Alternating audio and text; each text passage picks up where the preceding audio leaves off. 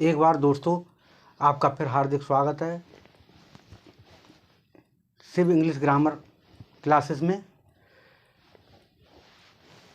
तो हमारा जो भी टॉपिक है थोड़ा सा आज जो है हट करके है।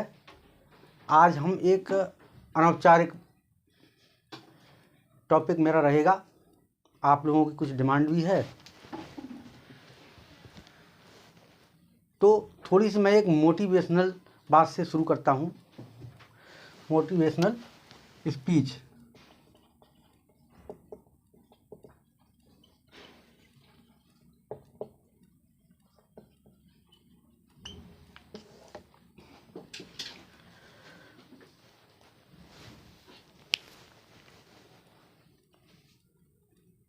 प्राचीन समय में एक बार धर्म में और लक्ष्मी में बहस चढ़ गई आपस में।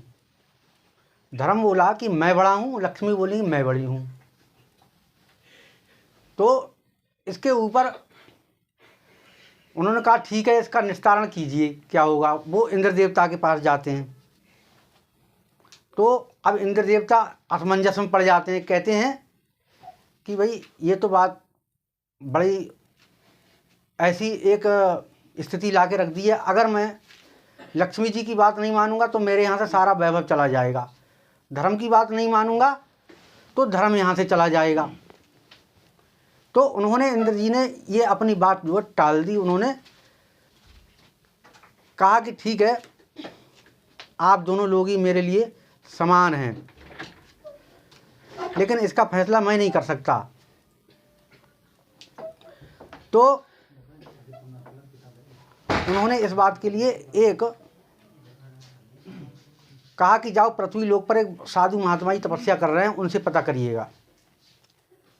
फिर दोनों लक्ष्मी जी और धर्म दोनों जाते हैं उस साधु महात्मा जी के पास में। अब वो कहते हैं कि महाराज हमारी जो बात है उसका समाधान कीजिए।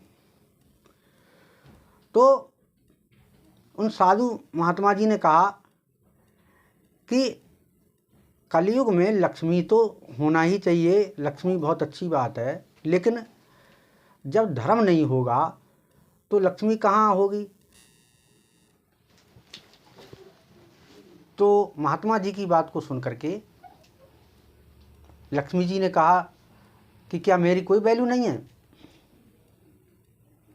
तो उन्होंने उस समय श्राप दे दिया। उन्होंने कहा कि ठीक है, ये साधु महात्माओं पर कभी लक्ष्मी नहीं रहेगी, इनके ऊपर धर्म ही रहेगा। लेकिन धर्म बड़ा होता है, धर्म पर अगर हम चलते हैं तो हो सकता है हमारे पास लक्ष्मी का अभाव रहे, लेकिन सबसे बड़ा क्या होता है, बुद्धि, ज्ञान, धर्म। धर्म सर्वोपरि है, उसके रास्ते पर हमको चलना चाहिए। और मैं एक छोटी सी बात आपको बताता हूँ।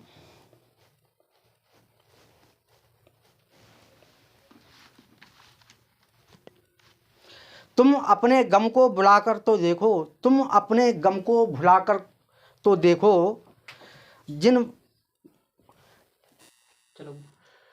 तुम अपने गम को भुला करके तो देखो, बिना बात के मुस्करा करके देखो, राहें खुद ब खुद आसान हो जाएंगी, तुम उम्मीदों के दिए जला करके तो देखो। तो दोस्तों, इसी के साथ मैं अपना टॉपिक प्रारंभ करता हूँ। आज की वर्तमान आवश्यकताओं को देख करके जो हमारे देश की चुनौतियाँ हैं, उन चुनौतियों में हमारे देश की क्या है, इस समय विश्व की चुनौतियाँ क्या हैं, कोई ना कोई हमेशा समस्या रहती है।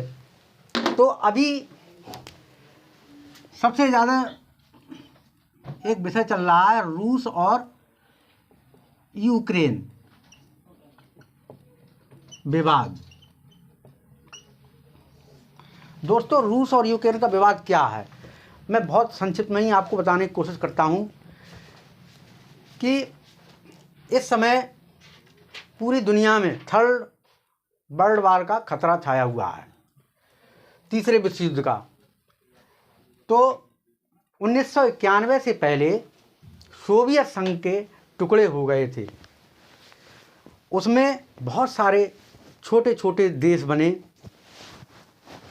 जिसमें सबसे बड़ा रहा रसिया, जिसे रूस कहते हैं।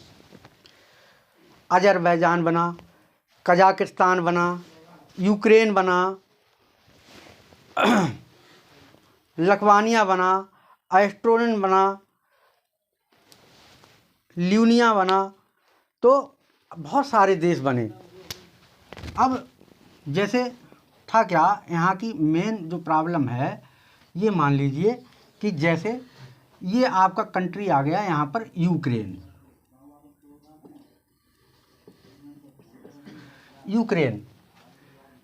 यहाँ पर आपका ये पहले जो भी रहा था पूरा आपका सोवियत संघ रहा था, लेकिन उसके छोटे छोटे टुकड़े हो गए, तो यहाँ पर आगे काफ़ी बहुत बड़ा ये रसिया हो गया हिस्सा। अब ये रसिया हुआ, अब यहाँ पर छोटा सा जगह है क्रीमिया, तो मेन लड़ाई जो है इस क्रीमिया की वजह से है, और दूसरी इस यूक्रेन के पास में यहाँ आपका यूरोपियन जो कंट्रीज़ हैं, बहुत सारे कंट्रीज़ हैं, तो यहाँ पर नाटो 30 देशों का एक समूह ऐसा है कि जिसका मतलब प्रभुत्व है। तो अब ये यूक्रेन जो है रसिया से अलग हो गया है, लेकिन यहाँ के जो पहले जो था एक ही था। यहाँ के ये लोग जो हैं वो यहाँ इतना हिस्सा जो है ये रसियन लोग ही यहाँ पर रहते हैं। वो ये चाहते हैं कि हम इधर ही चले जाएं, रसियन में ही, लेकिन ये यूक्रेन के कंट्री वाले जो यूक्रेन बना है वो यहाँ नाटो में जाना चाहता है। नाटो का पूरा इसका सुपरविजन देख रहा है अमेरिका। जब अमेरिका देख रहा है तो अमेरिका ये चाहता है कि ये पूंजीवादी देश है, ठीक है।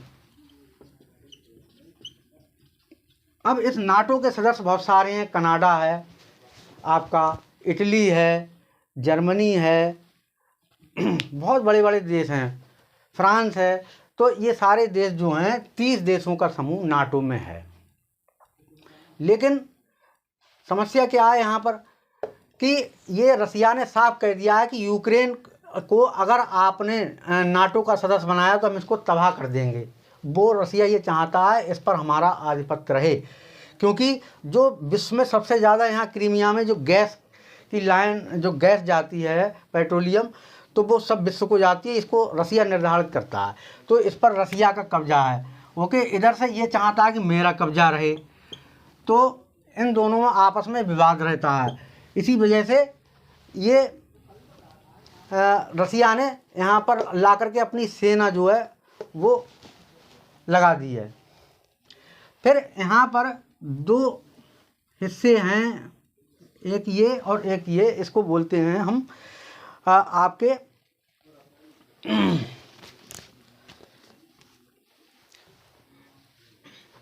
बोहास और डेनिस को। लेकिन इन सबके पीछे जो है इन दोनों चीज़ों को डोनास्क बोला जाता है, मिला करके डोनास्क।